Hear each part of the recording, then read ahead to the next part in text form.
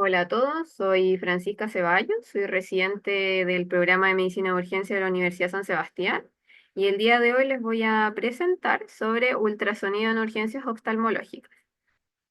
Primero, ¿cierto? Ambientarnos con un poco de epidemiología. Yo tomé estos datos del Hospital Clínico de la Universidad de Chile, que es lo más actual que encontré y algo que se puede, bueno, mucho más cercano, ¿cierto?, a nuestra realidad donde 2056 consultas en el servicio de oftalmología del Hospital Clínico de la Universidad de Chile. De este total de consultas, casi el 3% fueron urgencias oftalmológicas como tal, correspondiendo, ¿cierto?, a 61 casos de ese total de consultas anteriores. Em, y cierto, dentro de esta urgencia oftalmológica se va a presentar mayormente entre ojo rojo con un 40%, dolor ocular con 28%, se va a hacer la mayoría de las manifestaciones clínicas y después de eso nos vamos a encontrar con cuerpo extraño ocular y otras manifestaciones. Bueno, y de estas urgencias oftalmológicas, el 23,3 van a ser causa traumática y causa no traumática va a ser el 76,7%. De estas causas traumáticas, en la mayoría, casi 90% van a ser cuerpos extraños oculares. Ahora, en cuanto a la técnica de exploración para uso del ultrasonido, em, bueno, primero, ¿cierto? Vamos a posicionar a nuestro paciente en posición supina. Puede ser como semi erguido, pero siempre en posición supina, ¿cierto? Vamos a configurar nuestro ecógrafo y vamos a ocupar el transductor lineal, ¿cierto? Que es el que nos brinda menor profundidad y mayor resolución de la imagen. Y lo vamos a ocupar en posición transversa en el ojo del paciente. Vamos a aplicar una abundante capa de gel sobre el párpado cerrado. Podemos ocupar una interfaz protectora, ¿cierto?, entre la piel del paciente y el gel, pero en verdad es perfectamente seguro ocupar el gel directamente sobre el párpado. Obviamente que es más cómodo para el paciente, para la limpieza posterior, ocupar una interfaz que puede ser eh, un Tegaderm, por ejemplo, pero no hay ningún problema si no contamos con este recurso, podemos ocupar el gel de forma directa. Posterior a la aplicación, ¿cierto?, del gel, con una capa importante de gel, abundante.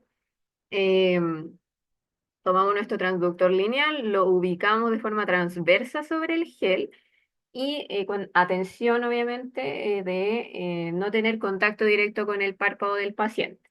Tiene que quedar una capa abundante de gel entre el transductor y el párpado, ¿ya? Y eso es lo que nos va a brindar, ¿cierto?, una mejor calidad de imagen durante la exploración. Ya que hay unas imágenes respecto a la técnica donde se ve, cierto, el paciente posicionado, se aplica gel abundante sobre el párpado y el transductor lineal en forma transversa sobre el gel sin contacto directo con la piel del paciente. Ahora, cuando ya posicionamos nuestro transductor, ¿cierto? Vamos a ver esta imagen en el ecógrafo. Tenemos que aprender, ¿cierto?, a identificar los hallazgos normales de la anatomía del ojo desde más anterior hacia posterior, ¿cierto? Más cercano al transductor por anterior, tenemos la piel del párpado, ¿cierto? Podemos ver la córnea, la pupila, y entre medio, ¿cierto?, de la córnea y la pupila, la cámara anterior, podemos ver el iris, el lente por debajo, ¿cierto? El cristalino, que es esta imagen cóncava, y también se forma, ¿cierto?, ahí la cámara posterior. Después, ¿cierto? Tenemos esta imagen anecoica, que es el humor vítreo, ¿cierto? Que al final de cuentas es líquido, ¿sí? Que va a estar formando la cámara vítrea y tener en consideración, ¿cierto? Que, bueno, el vítreo, la retina y la coroides no se van a distinguir en la imagen de ultrasonido, van a estar todas pegaditas, entonces no se va a distinguir como tal en una imagen normal. Lo normal sería no distinguirlo. Y más hacia posterior, ¿cierto? La última estructura por detrás del globo ocular el nervio óptico. Ahora, también existe un protocolo de ultrasonido para exploración ocular, que se fobia, em, que cada letra, ¿cierto?, tiene una zona que hay que explorar, como en la zona frontal del ojo primero, ¿cierto? Buscando cuerpos extraños, cómo se ve el cristalino, si hay dislocación o subluxación, cómo se mueve la pupila, si hay si hay cambios en en el tamaño de la cámara anterior, por ejemplo. Y después de eso, el nervio óptico para evaluar si hay aumento de la presión intracraneal, ¿cierto? Después, por ejemplo, em, un TEC, por ejemplo, se puede evaluar el aumento de la presión intracraneal con el nervio óptico y también la hipertensión intracraneal idiopática, si estamos sospechando, por ejemplo, una hemorragia no traumática como tal. Después exploramos el vitrio, ya que era esta estructura anecoica para evaluar si es que hay hemorragia, más que nada si hay ocupación de alguna estructura. Entonces ahí podemos irnos buscando hemorragias, desprendimientos de retina, hemorragia vítrea, dislocación de lente igual. Y en la zona más de extraocular, voy evaluando igual párpado y tejidos blandos adyacentes al globo, hemorragias retrovulvares, eh, ruptura del globo y también cuerpos extraños. Y después, finalmente, la parte vascular, ¿ya? Como arteria vascular, evaluar oclusión de la arteria central de la retina o de la vena. Ahora, las patologías las clasifiqué dependiendo si son traumáticas, infecciosas y vasculares, ¿ya? Y que pueden ser evaluadas con ultrasonido. Primero, ¿cierto? De las traumáticas, la ruptura del globo ocular, donde se dice que el evaluarlo con ultrasonido en verdad es una contraindicación relativa y es más que nada por el tema de que como hay una ruptura de globo, ¿cierto? Se minimiza la manipulación de la estructura, pero mientras uno haga un ultrasonido cuidadoso y no aplique presión, porque nunca hay que aplicar presión y por eso es que hay que tener una diferencia con el gel, ¿cierto? Y nunca tocar en verdad como tal la piel del párpado con el transductor, no debería haber un problema al realizarlo, ¿ya?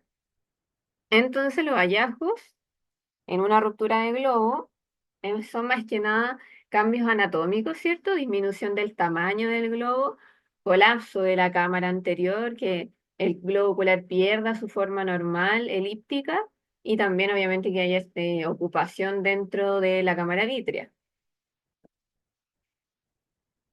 Entonces, primero tenemos una imagen acá donde el globo ocular perdió su forma elíptica, ¿cierto? Aquí tiene como una deformación donde está la flecha blanca. Y también hay ocupación dentro de la cámara vítrea, ya con hemorragia. Y la cámara anterior perdió su forma totalmente. Se aplanó la cámara anterior. También hay un video donde también se pide al paciente que mueva el ojo y se puede ver ahí el movimiento que hay estructuras dentro que se ve como hemorragia, hay pérdida de la forma del globo y la cámara anterior prácticamente no existe. Ahora, en cuanto a cuerpos extraños oculares, bueno, recordar que son el 10,2% de las lesiones oculares y es una consulta muy frecuente en el servicio de urgencia. Y el ultrasonido se puede usar como una evaluación inicial del paciente, ¿ya? Porque igual si es que uno no encuentra el cuerpo extraño con el ultrasonido, igual sigue primando la clínica del paciente que te dice que tiene sensación de cuerpo extraño, ¿ya? Entonces, el hallazgo que vamos a encontrar con el ultrasonido va a ser una imagen hiperecoica que va a formar un artefacto en forma de cola de cometa hacia posterior, ¿ya? Pero hay que tener en cuenta que esta descripción es más que nada para los cuerpos extraños metálicos, ¿ya? No todos los cuerpos extraños vamos a poder visualizar de forma correcta en el ultrasonido y los que van a ser más evidentes van a ser los metálicos, ¿ya? Y en cuanto a la detección de cuerpo extraño metálico intraocular en modelos porcinos, el ultrasonido tuvo una sensibilidad casi al 90% y una especificidad cercana también al 90%, ¿ya? Y es por eso también que no se puede descartar que haya un cuerpo extraño intraocular solo con el ultrasonido, si es que prima más la clínica del paciente que dice que tiene un cuerpo extraño, que tiene sensación de cuerpo extraño, ¿ya?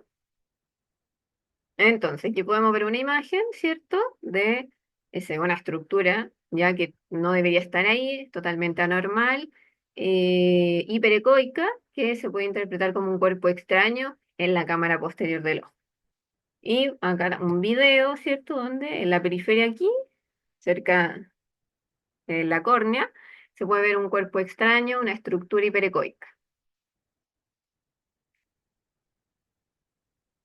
Ya, también podemos evaluar cierta dislocación del cristalino que se puede ver en contexto traumático o no, en casos de traumatismos cerrados del ojo, pero también se puede sospechar en pacientes con enfermedades del colágeno, ¿cierto? Como el síndrome de Marfan.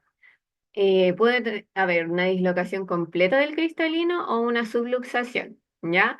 La dislocación completa, el lente se puede encontrar en la cámara anterior, flotando en el vitrio o incluso en contacto ya con la retina hacia posterior.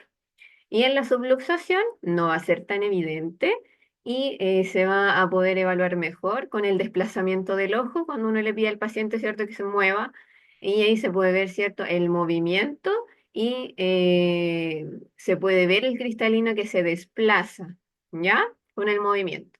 Y obviamente que siempre hay que comparar ambos ojos para que se pueda hacer más evidente, ¿cierto?, la alteración en el ultrasonido. Entonces tenemos primero, ¿cierto? Aquí una imagen de un globo ocular, donde esta estructura, ¿cierto? Em, Se puede ver desprendida, subluxada, ¿ya? Que correspondería al cristalino, ¿ya? Y en la otra imagen eh, podemos ver que está totalmente fuera de lugar, ya cercano en contacto con la retina y en la cámara vítrea. Ya, hemorragia vítrea. La hemorragia vítrea puede causar ceguera si es extensa, ¿ya? O también va a depender como de la clínica del paciente.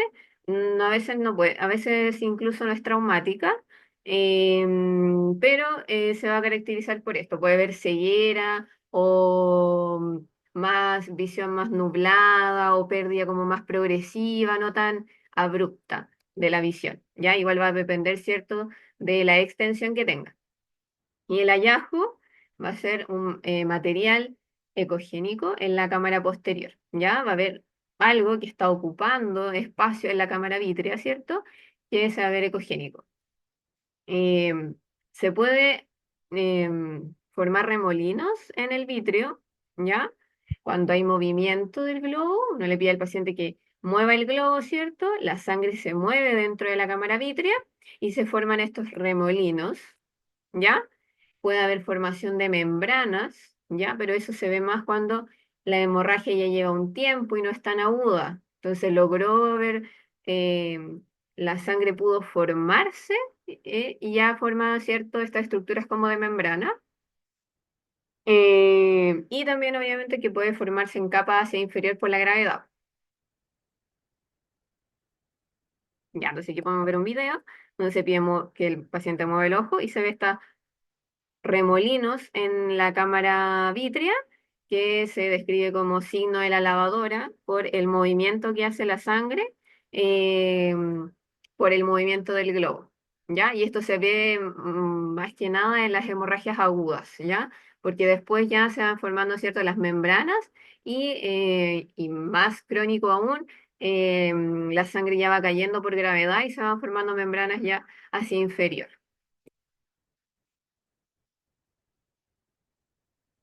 Ya, entonces ahora también podemos evaluar, ¿cierto?, el desprendimiento del vitrio, ¿ya?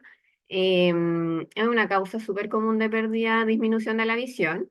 Y lo más importante y lo principal en verdad, en lo que más nos va a ayudar el uso del ultrasonido en el contexto de un paciente con pérdida de visión es poder diferenciar qué es un desprendimiento de vitrio versus desprendimiento de retina, ¿ya? Entonces, en el caso de un desprendimiento vítreo, el hallazgo principal es que vamos a ver una membrana delgada hiperecoica móvil, ¿ya? En la cámara vítrea, ¿ya? Y lo principal característica de este desprendimiento es que el vidrio no está adherido al disco óptico, ¿ya? Entonces, por lo tanto, puede cruzar la línea media del globo en su totalidad, ¿ya? Entonces aquí podemos ver una imagen donde se ve esa membrana delgada y perecoica que se desprendió totalmente y está flotando en la mitad de la cámara vítrea prácticamente, ¿ya? Y se puede ver con mayor claridad por el movimiento del ojo. Ahora, el desprendimiento de retina, la característica que tiene la retina em, son los sitios de inserción, ¿ya? Entonces, la inserción son en la hora serrata hacia anterior del globo, ya hacia posterior está adherida al nervio óptico. Entonces, esta característica es lo que nos va a ayudar a diferenciarlo del desprendimiento de vitrio. Entonces, en el ultrasonido, ¿qué es lo que vamos a ver? Vamos a ver una membrana fina también, hiperecoica, en la cámara vítrea, pero no va a cruzar la línea media, ¿ya? Por la característica de que la retina está adherida al nervio óptico. Entonces, en el desprendimiento retina completa se puede ver una estructura en B-cort, ¿ya? Donde el vértice es el disco óptico. El ultrasonido para el diagnóstico del desprendimiento retina en verdad es muy bueno, es súper sensible y específico, pero al final de cuentas igual siempre tenemos que tener claro que el diagnóstico final lo va a realizar el oftalmólogo con el fondo de ojo, ¿ya? Pero igual hay, bueno, hay ocasiones, dependiendo del paciente, ¿cierto? Y la clínica, en donde si hay mucho sangrado, por ejemplo, sangrado vítreo, va a ser como complicado realizar el fondo de ojo en esos pacientes, e igual de todas formas se apoya el diagnóstico con ultrasonido, obviamente realizado por un oftalmólogo experimentado. Entonces, aquí en este video tenemos un desprendimiento de retina total, donde se podía ver, ¿cierto? La imagen en B corta, donde el vértice está adherido al nervio óptico. Y por anterior, ¿cierto? Está adherido a la hora serrata. Ya, en cuanto al desprendimiento de coroides, ¿ya? La coroide se encuentra entre la retina y la esclerótica. La coroide es la que tiene todos los vasos nutricios, ¿cierto? Que van a nutrir la retina. Y el desprendimiento de coroides se debe sospechar más que nada con los pacientes que tienen ciertos antecedentes. Por ejemplo, cirugías oftalmológicas recientes, ¿ya? El trauma y en enfermedades inflamatorias. En cirugía, obviamente, porque puede haber sangrado que desprende la coroides, las traumáticas igual, y en la enfermedad inflamatoria se puede formar un exudado, ya que también se acumula por detrás de la coroides y hace un desprendimiento. Entonces, el hallazgo que vamos a encontrar en el ultrasonido es que vamos a observar unas membranas hiperecoicas gruesas, ¿ya? Que van a formar una figura central de reloj de arena, ¿ya? ¿Por qué? Porque la coroides también respeta el disco óptico posterior y hacia anterior está unido al cuerpo ciliar. Entonces el desprendimiento va a ser entre el cuerpo ciliar y el nervio óptico en ese recorrido. Entonces aquí se puede ver una figura donde podemos ver, ¿cierto?, que está adherido al cuerpo ciliar y por detrás al nervio óptico. Entonces se genera un sangrado o hay acumulación serosa, como en un punto específico, y se va a separar, se va a desprender de esta forma. Entonces la imagen en el ultrasonido se va a ver esta imagen en reloj de arena, ¿ya? Donde por anterior está unido al cuerpo ciliar y por posterior al nervio óptico. y se va a desprender de esta forma, en forma de reloj de arena, ¿ya? Diferente al desprendimiento de retina, que es en V cuando es un desprendimiento completo, ¿ya? Y aquí se ve esa figura en reloj de arena.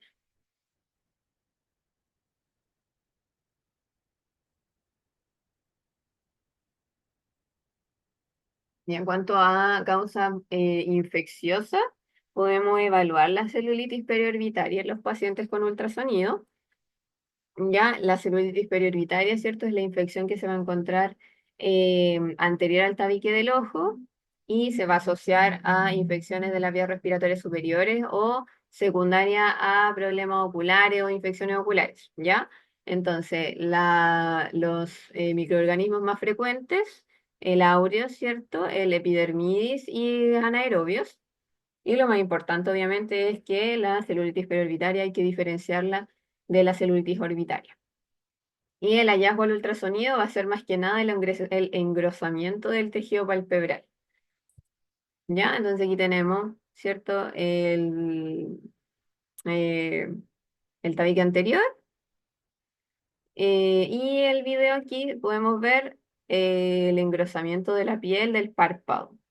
Ya se ve muy ensanchado, muy edematoso. Y eso nos habla de una celulitis periorbitaria y obviamente evaluando los elementos clínicos para diferenciarlo de la celulitis orbitaria. Y en cuanto a la orbitaria, ¿cierto? Frecuentemente es una propagación de la sinusitis paranasal. 41% de los casos va a presentar sinusitis concomitante. Las infecciones van a ser polimicrobianas, principalmente de los mismos que la celulitis periorbitaria, el aureus, el neumonía y anaerobios. Y la clínica, ¿cierto? Lo puse como lo más principal, el edema ocular atraumático, junto con eritema y dolor a los movimientos extraoculares. Y en el ultrasonido, ¿cierto? También se va a ver edematoso engrosado el párpado, pero además en la parte de tejidos blandos adyacentes al globo se puede ver también edema, se puede ver ocupación de líquido, absceso, también se puede ver que se disecan las estructuras hacia posterior por líquido, ¿ya? Bueno, porque sería pus, tejido líquido inflamatorio, ¿ya? Y también se puede evaluar eso con el ultrasonido. Y aquí se puede ver, ¿cierto?, que hay acumulación casi ya formando absceso en el tejido blando adyacente al globo ocular, hacia posterior. Ya, en cuanto al nervio óptico, ¿cierto? Podemos evaluar la presión intracraneal, si está elevado o no, de acuerdo al tamaño, el grosor, el diámetro del nervio óptico. Ya, en este caso lo podemos ocupar, ¿cierto? En daño cerebral traumático o también en hemorragias intracraneales espontáneas, ¿ya? Y es más que nada el ultrasonido una herramienta que nos puede ayudar en la evaluación inicial de estos pacientes más que nada, por ejemplo, pacientes que no vamos a llevarlo a escáner ahora, que están muy agitados tal vez, y es más que nada como para em, evaluar y ver si es que necesito una neuroimagen ahora ya, como corriendo ahora, o me puedo esperar un poco o es, bueno, y obviamente para convocar, ¿cierto?, a los especialistas correspondientes que me van a ayudar con este paciente, pero es más que nada como para tener una orientación muy inicial para evaluar presión intracraneal. Y se va a realizar que la medición del diámetro, ¿ya? Por 3 milímetros por detrás del globo ocular, se realiza la medición del diámetro que esa es la distancia como estandarizada, y se van a promediar dos mediciones, ¿ya? El nervio óptico normal tiene un diámetro de hasta 5 milímetros en los adultos, y si estamos en el caso de que son niños entre 1 y 15 años, lo normal es hasta 4,5 y en menos de un año hasta 4 milímetros.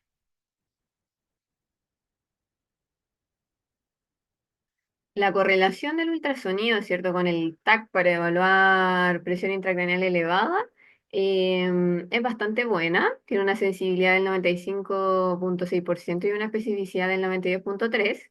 es bastante orientadora y es una buena forma como de tener una aproximación muy inicial en estos pacientes, ¿ya? Y la técnica de medición, ¿cierto? Tenemos nuestra imagen, friseamos y tenemos una medición de 3 milímetros desde la parte posterior del ojo y ahí realizamos, ¿cierto?, la medición del diámetro de la vaina del nervio. ¿Ya? Y hacemos dos mediciones y se promedia. Y en cuanto al estudio de la parte vascular, la oclusión de la arteria central de la retina, ¿ya? Que va a estar clínicamente asociado, ¿cierto?, a una pérdida de visión indolora. Se puede evaluar con ultrasonido y en verdad la excepción es encontrar un foco hiperecogénico detrás del globo, dentro de la vaina del nervio óptico, que sería un émbolo calcificado, ¿ya? Esa sería la excepción. Y en verdad lo que deberíamos ocupar o lo que podría ser más exacto y que deberíamos evaluar en este caso, en verdad, es buscar flujo con el Doppler, ¿ya? Flujo en la arteria central de la retina, que básicamente es ubicarse en la vaina del nervio y aplicar el Doppler. Debería encontrarse ahí, ¿ya? ¿Ya? Pero la excepción es cierto encontrar este émbolo calcificado que debe estar, sí, por detrás del globo ocular dentro de la vaina, ya que ahí se ve esa estructura. Dentro de la vaina, por detrás del globo. Y aquí dejé una imagen como resumen de hallazgos, ¿ya?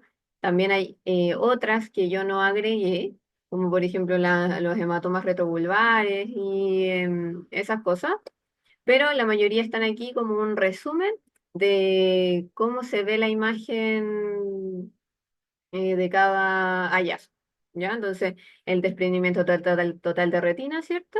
En forma de V, el desprendimiento de vitrio es desprendimiento total, sin adherencia al nervio óptico, la hemorragia vítrea, ¿cierto? Que se ve en la cámara vítrea, estos puntitos hiperecogénicos, bueno, el papiledema o el incremento de la presión intracraneal, la oclusión de la arteria central, ¿cierto? Donde se ve esta estructura hiperecogénica, hematomas retrovulvares, donde se pierde la forma normal del ojo y se ve un poco más alargada hacia posterior, y hay ocupación de estas zonas con contenido que se puede bueno, interpretar, ¿cierto?, en el contexto que puede ser un sangrado o un hematoma retrovulvar. La ruptura del globo, ¿cierto?, donde se pierde la forma, se achata el globo, la cámara anterior se aplana y hay contenido dentro eh, del globo ocular. Y la dislocación del lente, ¿cierto? Que en vez de tener en nuestra estructura, ¿cierto? Por detrás de la cámara anterior, detrás de la pupila, eh, nuestro cristalino no está ahí y puede encontrarse, ¿cierto? Flotando dentro de la cámara vítrea o ya directamente posicionado sobre la retina hacia posterior. Y esa sería la presentación de ultrasonido en urgencias oftalmológicas.